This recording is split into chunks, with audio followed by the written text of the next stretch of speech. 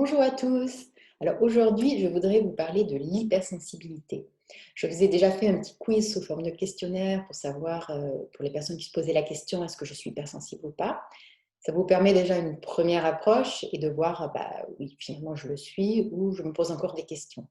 Là aujourd'hui, je voudrais vraiment vous donner une autre vision de ce que c'est que l'hypersensibilité. Donc ça, c'est ma propre vision et vous montrer qu'en fait, c'est une force. Et je vais vous donner également, à la fin de la vidéo, des clés pour gérer au mieux cette hypersensibilité. Alors, l'hypersensibilité, comme tout ce qu'on étiquette avec les hyper, hein, vous avez les hyperactifs, les hypersensoriels. Hypersensoriels, c'est tous ceux qui sont trop sensibles au bruit, aux odeurs, au toucher, aux autres personnes.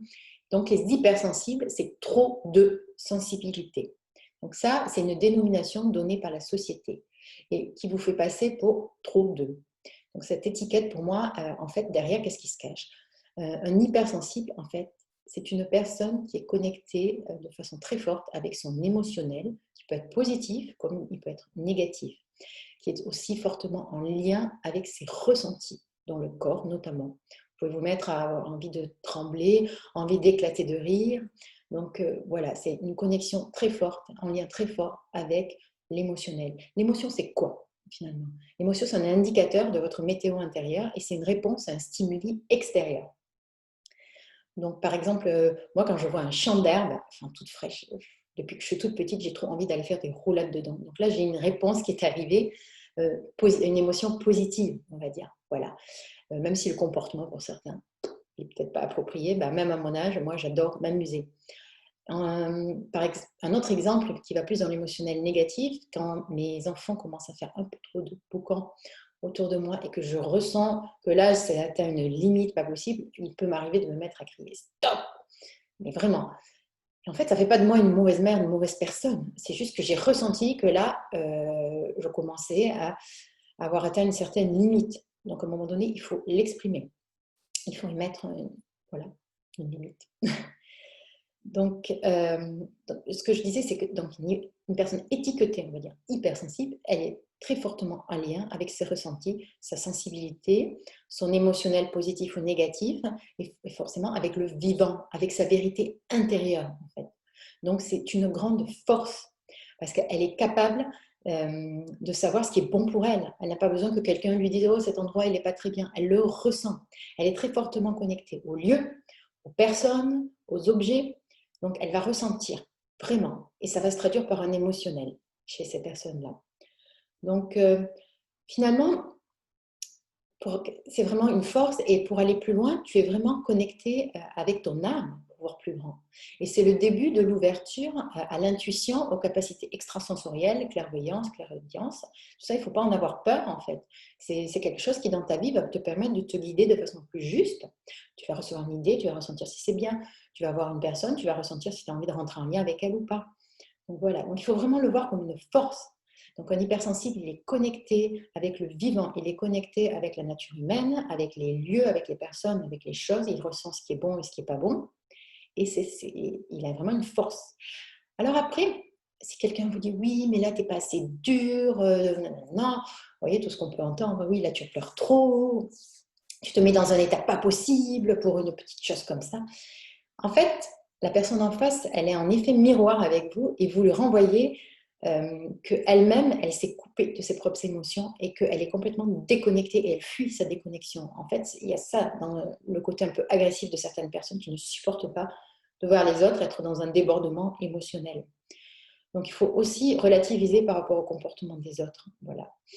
Et alors, quand on cherche à trop se protéger, à trop se mettre dans la carapace, là, c'est important de voir qu'on part, au lieu d'être dans le cœur, puisque quand on est dans le ressenti émotionnel, on est dans le cœur, on passe au niveau du mental et de la tête. Et là, on est dans les to-do list, dans les il faut que, oui, mais là, si je vais voir cette personne, je ne ressens pas du tout, mais bon, elle va dire que. Vous voyez, on remet son pouvoir à l'extérieur et on n'écoute plus son intuition, ses propres ressentis, en fait. Donc ça, c'est important de choisir aussi, de dire, bah, mais moi, je vis avec cette hypersensibilité, j'ai compris que c'était une force, et voilà, et puis bah, je laisse les autres en penser ce qu'ils veulent. Donc ça, c'est vraiment important de voir ça de cette façon-là. Voilà ce que je voulais commencer par vous dire. Après, quand on regarde les statistiques, bon, souvent on a 20% d'hypersensibles. Voilà, parce qu'ils ont, je ne sais pas du tout comment sont faits ces recensements. Pour moi, ce n'est pas un chiffre qui est juste parce que si vous m'avez suivi depuis le début, être hypersensible, c'est vraiment, ça fait partie de l'être vivant puisqu'on est connecté au vivant. On est connecté à quelque chose de plus grand. Et donc, pour moi, il y a beaucoup plus que les 20%, ce chiffre, il n'est pas forcément juste, qui sont hypersensibles. Alors, il y en a qui se reconnaissent peut-être pas, mais... Et notamment dans les enfants d'aujourd'hui, parce que pour moi, les enfants, vous savez que j'accompagne beaucoup de familles et beaucoup d'enfants aujourd'hui qui ne sont pas compris, pour moi, ils sont plutôt dans les 80% à être comme ça. Donc, avec une hypersensibilité, c'est des grandes capacités déjà bien ouvertes. Donc, c'est ça qui peut dérouter aussi beaucoup de personnes ou, en effet miroir, faire très peur à certaines personnes qui, elles, ont vraiment coupé de tout. Donc, voilà pour les statistiques et les chiffres de ce que je voulais dire. Alors après, dans les différents comportements, on peut avoir des hypersensibles ou des dits hypersensibles introvertis ou extravertis. Alors, êtes-vous introverti ou extraverti? Donc, je vais vous aider un petit peu à y voir plus clair. Les introvertis, ce sont vraiment des personnes qui sélectionnent, en fait, qui ne se sentent pas du tout à l'aise dans les grandes foules, qui ne se sentent vraiment pas comprises et qui ont besoin qui sentent qu'elles peuvent s'ouvrir, mais à très peu de personnes. Et là, avec ces personnes, elles sont hyper à l'aise. Donc voilà, c'est souvent des personnes qui vraiment les bains de foule, elles évitent parce que là, ça les met dans des états pas possibles et qui vraiment n'ont pas envie de rentrer en lien avec tout le monde. Donc voilà. Extravertis, je dirais que c'est plus des personnes que les foules, ça ne dérange pas. Et elles utilisent vraiment leur capacité de connecter justement à elles-mêmes, à leur vérité intérieure, pour driver des foules, en fait, parce qu'elles deviennent très charismatiques, très magnétiques. Elles vont parler tellement avec leur cœur et pas réciter un discours tout appris, tout bien fait, qui rentre bien dans les codes, qu'on ne peut que les écouter parce qu'elles parlent avec l'émotionnel. En fait. Et donc ça, on appelle ça des grands charismatiques, des fonceurs charismatiques. Donc ça, c'est plutôt les personnes extraverties. Alors, on peut être un peu des deux, on peut être introverti et puis extraverti pour d'autres. C'est-à-dire que certaines personnes, pour parler de certains sujets, on peut être très extraverti, et puis pour parler peut-être plus personnellement, on peut être plus introverti en fait. Mais bon, vous voyez un petit peu les deux facettes.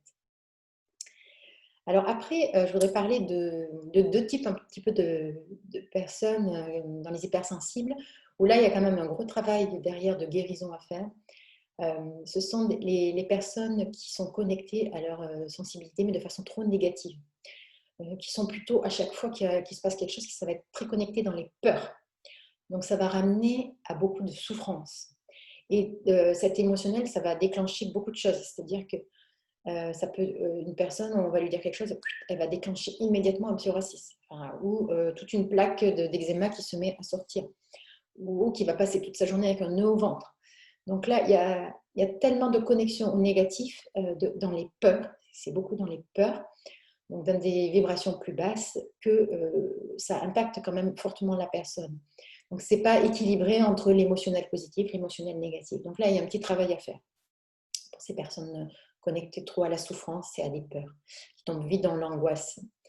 Il faut apprendre à se reconnecter aussi à sa joie et au positif, en fait. Voilà le travail à faire et comprendre pourquoi on est parti là-dedans.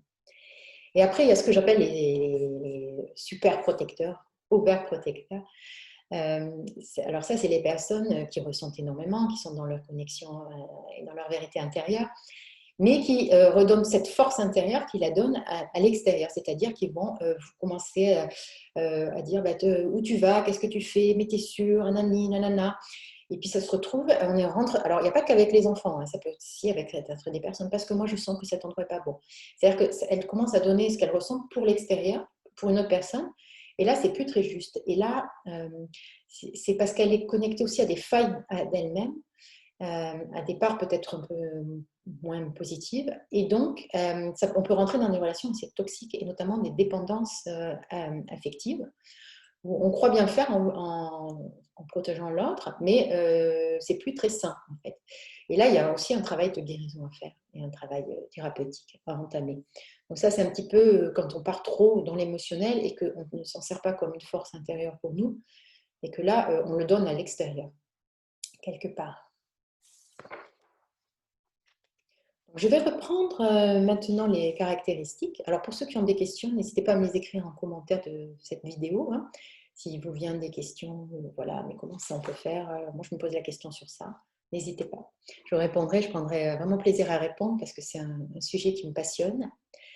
Je vais reprendre rapidement les caractéristiques des hypersensibles. Donc, ce sont des personnes qui ne fonctionnent pas avec la logique, même ça vous l'avez compris, mais avec leur ressenti, leur connexion à leur cœur, en fait.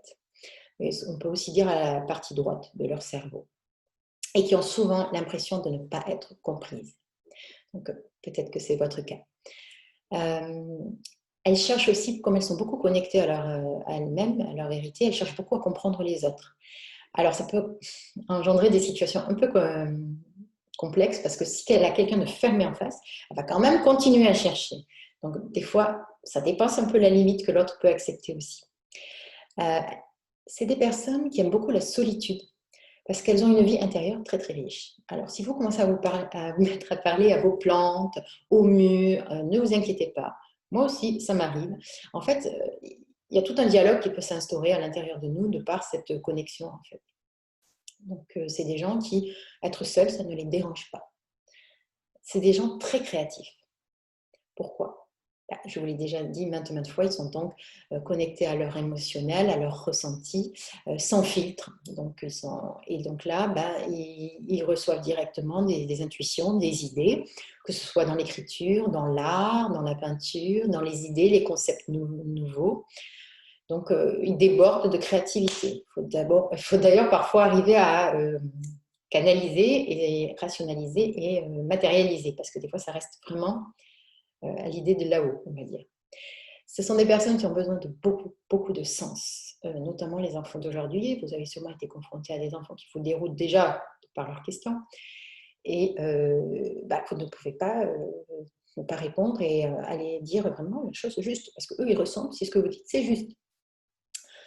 Alors, il y a quand même la tendance à être perfectionniste, et ça, je l'ai beaucoup connu moi étant plus jeune, parce qu'on a tendance à voir un peu tous les détails, ça c'est le fonctionnement. Et comme on va capter tout, parce qu'on a les capteurs bien ouverts, hein, ça vous avez compris depuis le temps que je dis, c'est vraiment connecté à tout l'émotionnel, au ressenti, en lien avec les stimuli extérieurs. Donc, tous les capteurs sont ouverts, on capte, donc on voit plein de choses que les gens ne captent même pas. Et donc, après, on a tendance à vouloir bien faire. Donc là, pour l'avoir vécu personnellement, c'est pas mal de un peu lâcher, apprendre à lâcher prise avec ça. Qu'est-ce que je voudrais dire d'autre ?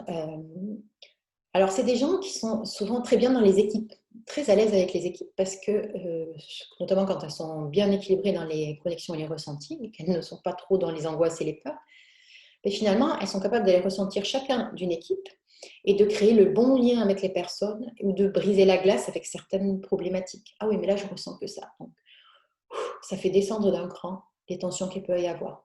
Donc, c'est des très bonnes personnes dans les équipes, notamment. Alors, un point important, et ça, je pense que moi, je ne supporte pas ça non plus, c'est la violence. C'est des personnes qui ne supportent pas la violence. Ben oui, parce que ça connecte à quelque chose de très dur et donc, là, ça met un poids. C'est même plus une émotion négative, c'est un poids lourd qu'on ressent. Les hypersensibles, donc les étiquetés hypersensibles, sont beaucoup plus sensibles à la critique. Voilà. Donc, ce que je vais vous dire aujourd'hui, donc par rapport à quel type, ma vision, en fait, ça c'est important de voir, donc c'est vraiment une force, hein, c'est une étiquette qu'on vous met, mais en fait, vous êtes bien humain, bien vivant, bien connecté à vous-même, on va dire, et à vos ressentis. Donc, ce n'est pas un défaut. Donc, en fait, quelques clés pour mieux gérer, et ça, je pourrais revenir dessus sous d'autres formes, si ça vous intéresse, on pourra faire un atelier exercice, par exemple. C'est vraiment important de déculpabiliser, dédramatiser. Il n'y a rien de grave, ce n'est pas un défaut. Donc, si on vous dit ouais, tu pleures trop, je vous ai expliqué, effet miroir, l'autre personne, elle fuit sa déconnexion. Donc, il faut vraiment apprendre à lâcher prise. Ça, ce sera un autre thème que j'aborderai, le lâcher prise. Ok, non, vous n'êtes pas mauvais, non, c'est pas grave s'il y a un débordement émotionnel. Si vous avez ressenti quelque chose, si vous dites non à quelqu'un parce que vous ne le sentez pas, il n'y a rien de grave. Voilà, si vous n'êtes pas compris, pas important non plus. Vous comprenez vous-même, c'est déjà pas mal. Il faut vraiment apprendre à mettre des limites. Si vous ne sentez pas d'aller à quelque part, de participer à telle chose, ne le faites pas, vous vous écoutez. Parce que comme ça, plus vous allez vous écouter vos ressentis puisqu'ils sont là, plus vous vivrez dans la joie, la bonne humeur et tout se passera bien. Il faut apprendre à se reposer, se ressourcer. Parce que, alors ça, je peux vous dire, j'en ai fait les frais. Quand vous êtes comme ça, dans cette hypersensibilité, que vous captez là, tout ça, énergétiquement, il y a des moments de très grande créativité, de très haute énergie, et il y a des moments de down. Là, c'est trop. On est trop connecté au collectif notamment, parce qu'on peut se connecter aussi aux énergies du collectif sans s'en rendre compte. Ben, il arrive un moment où on n'est pas bien. Donc là, il faut apprendre déjà à se protéger. Donc ça, on peut faire avec des pierres, avec l'énergétique, apprendre à se protéger avec l'énergétique, faire sa petite bulle de protection. Ça sera, si ça vous intéresse, un sujet que je peux développer aussi. Donc, et ne pas garder l'émotionnel qui ne vous appartient pas. Donc des moments de pause où on va se reposer et des moments de ressourcement aussi. Comment se ressourcer? Moi, j'ai par exemple, c'est vraiment la nature qui me ressource. Pour d'autres, ça va être de se mettre à créer, à peindre. D'autres, il faut trouver vraiment, il n'y a pas de recette miracle. Il faut ressentir qu'est-ce qui est bon pour nous pour se ressourcer. Donc, ça, c'est important. Moi, c'est par la créativité que ça passe, par exemple. Là, je suis en train de penser que j'ai un outil qui s'appelle le BASI, où justement, j'arrive à voir pour les personnes quels sont leurs types de... Qu'est-ce qui les ressource? Qu'est-ce qui fait qu'elles, mais alors ça, c'est propre à chacune, avec leur singularité, qu'est-ce qui permet de se ressourcer? Ça, c'est une aparté, mais je fais des ateliers régulièrement, des consultations. Si jamais ça vous intéresse, que vous avez du mal à vous cerner, donc ça, je peux vous aider à voir comment vous ressourcer. Mais ça, c'est important, vraiment, parce que là, la journée d'un hypersensible, là, c'est vraiment un yo-yo, c'est des hauts, des bas, des hauts, des bas. Donc, il faut savoir, à un moment donné, hop là, l'énergie, elle est très basse, on va se ressourcer, on va se reposer. Voilà, parce qu'il faut se reconnecter à soi-même. Quand on est quand même une société surstimulée, donc je ne vous dis pas, hein, c'est quand même pas toujours évident de vivre dans cette société-là. Moi, je sais que par exemple, mes enfants, ben, on évite les foules, on évite les centres commerciaux. Ça n'a pas d'intérêt à part faire des crises pas possibles à la fin et donc une journée qui est compliquée à gérer parce qu'on ne les redescend pas comme ça, les enfants, par exemple. Moi-même, hein, les bains de foule, j'évite aussi. Et alors, une clé qui fonctionne sur beaucoup de personnes, mais c'est pareil, hein, ce n'est pas une recette miracle, c'est la respiration. Donc, on se remet à respirer assez fortement. Et là, des fois, quand l'émotionnel il devient trop fort, on arrive à le reposer un petit peu. Voilà. Parce que c'est important de ressentir, mais c'est important de ne pas ancrer un émotionnel non plus. On ne va pas passer la journée à ressasser quelque chose non plus. Donc, on a ressenti, on a capté quelque chose, on l'accueille, mais on ne l'ancre pas en soi. Donc ça, c'est important, c'est vraiment quelque chose qui est important. Voilà ce que je voulais dire aujourd'hui à propos de l'hypersensibilité. Donc non, ce n'est pas un défaut, c'est une étiquette qu'on vous met de trop d'eau dans la société actuelle, mais qui va être amenée à évoluer, hein, vu le nombre de personnes comme ça. Et vraiment, sincèrement, faites-en une force. Connectez-vous à ça comme à une force. Voilà. N'hésitez pas si vous avez des questions, des commentaires, je serai ravie d'y répondre. Et je vous souhaite une très belle journée et à bientôt.